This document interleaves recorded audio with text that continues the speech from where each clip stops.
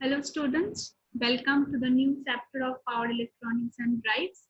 In this chapter, we will study about different types of converter which can convert any alternating quantity to direct quantity, that is rectifier.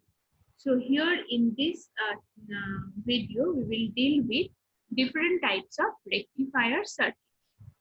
Now, what are the different types of converters we can have? We can have AC to DC converters. Those are rectifier that we will be studying here.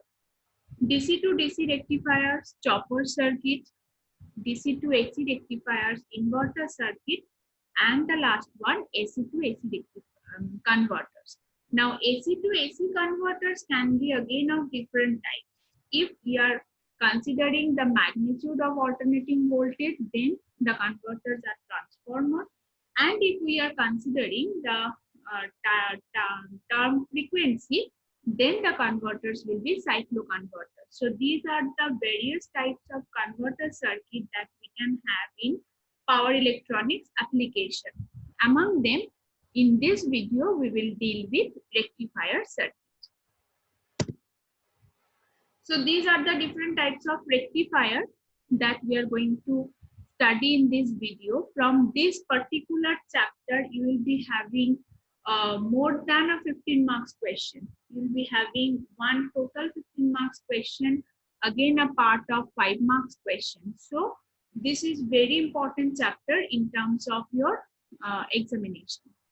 So the converters we are going to study here are single phase full control, half wave converter with resistive load, single phase full control, half wave converter with RL load, single phase full control, full wave converter with R load, single phase full control, full wave converter with RL load, and the three phase full control bridge converter.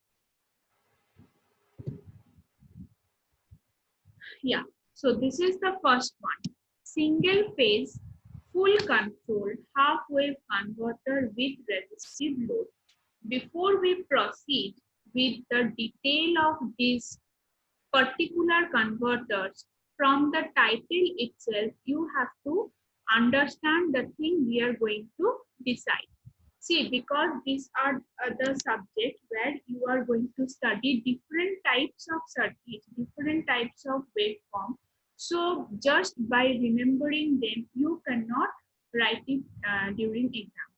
So you have to understand the concept that is behind the term itself.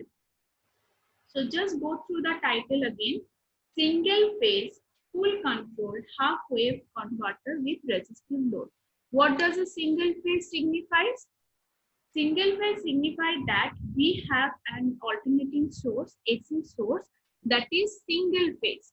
So we are converting a 230 volt AC source. Full control means when we were studying thyristor, we have read about turn on, turn off methods of thyristor, right? So a thyristor or any power electronic device, these are fully controlled. We can control its on time, its off time. But in place of these thyristors, if we replace it with the diode, then that will not be full controlled. So single phase full controlled means a single phase circuit is providing to a thyristor. Now what is half wave converter? A single phase supply will have a positive half and a negative half.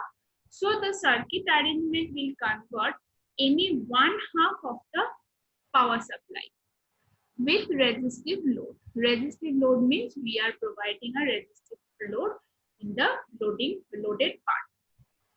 So this is all about the circuit arrangement. Now look at the circuit diagram.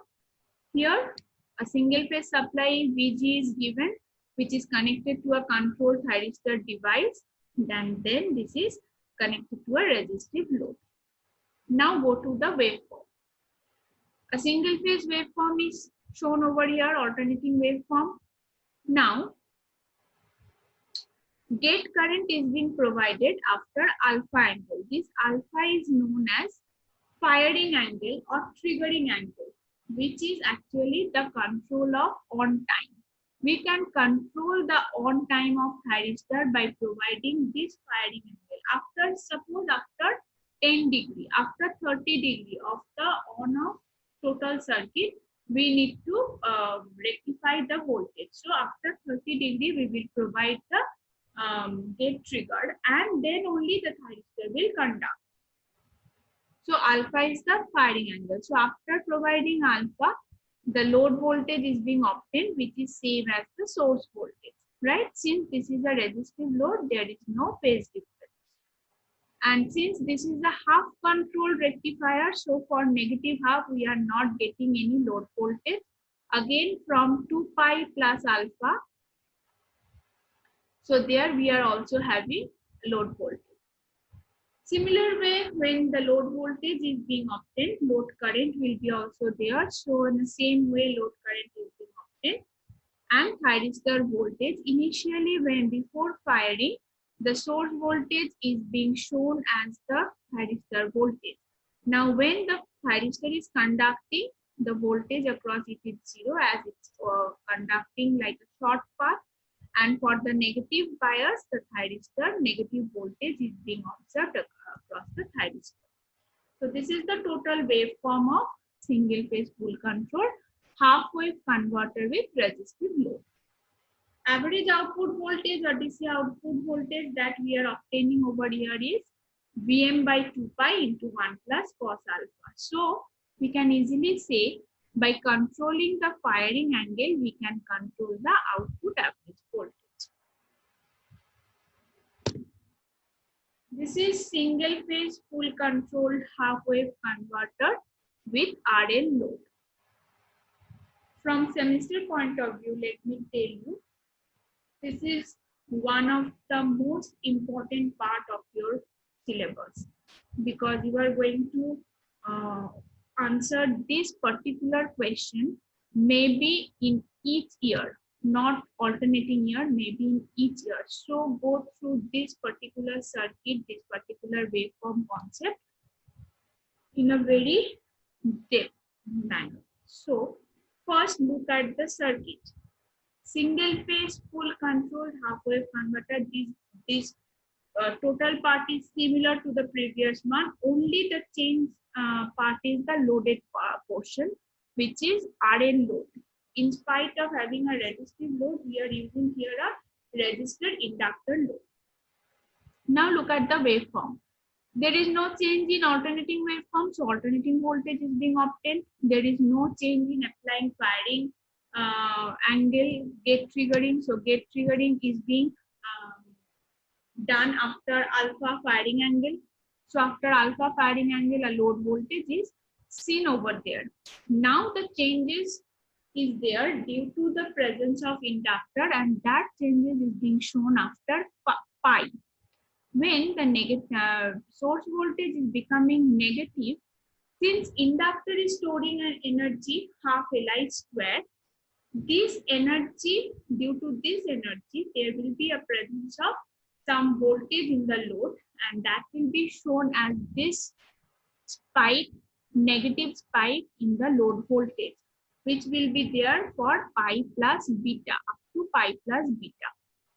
And since there is a presence of a load voltage, there will be a presence of load current. This alpha is known as firing angle and beta is known as extinguishing angle. And the conduction angle is beta minus alpha, for which the thyristor is conducting. See here also from this figure you can see the conduction voltage when the thyristor will be acting as a shorted path.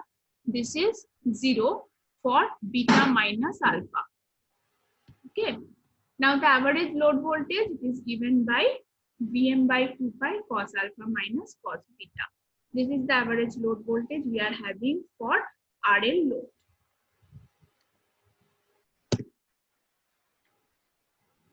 Next is single phase full controlled full wave converter with R loads. Again go through the term. It's single phase full control. So single phase supply is being obtained with full control. So full control device is being there.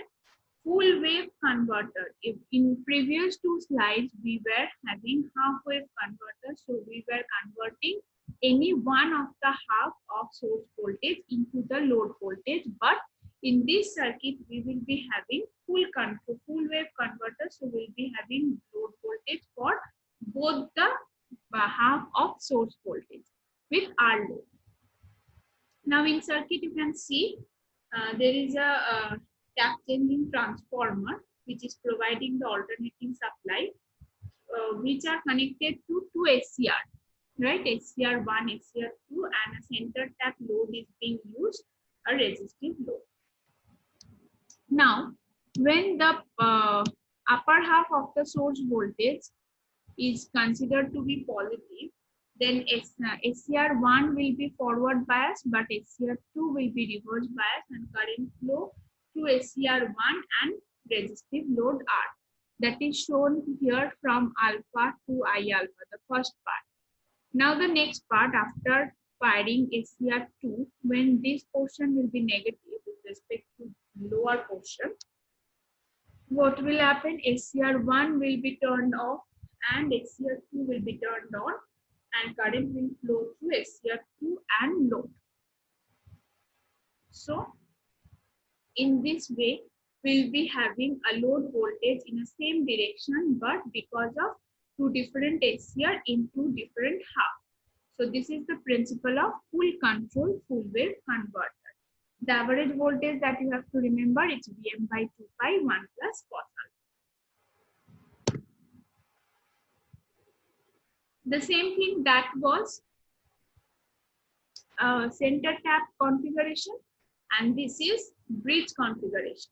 In bridge configuration, we have to remember that no two SCR of the same branch will be turned on at the same time.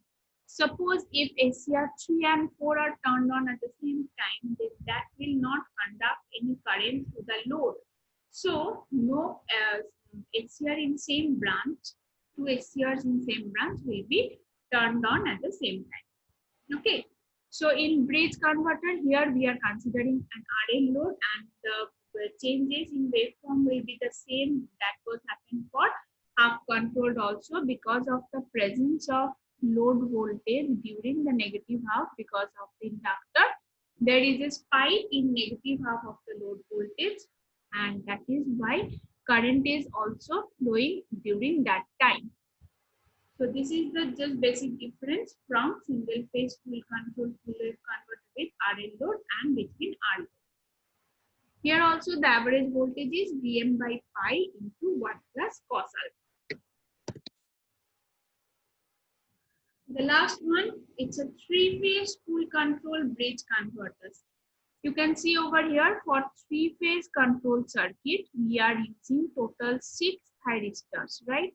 Any two of the thyristor will be acting for any one phase operation, and from this three-phase full control bridge converter, we can have a DC controlled voltage also. So thank you for seeing this video. Before I end it up, I need to make you remember about the importance of this particular chapter in terms of your semester exam. So go through this video, go through the waveform that you can refer PS Bhimra for this particular chapter also.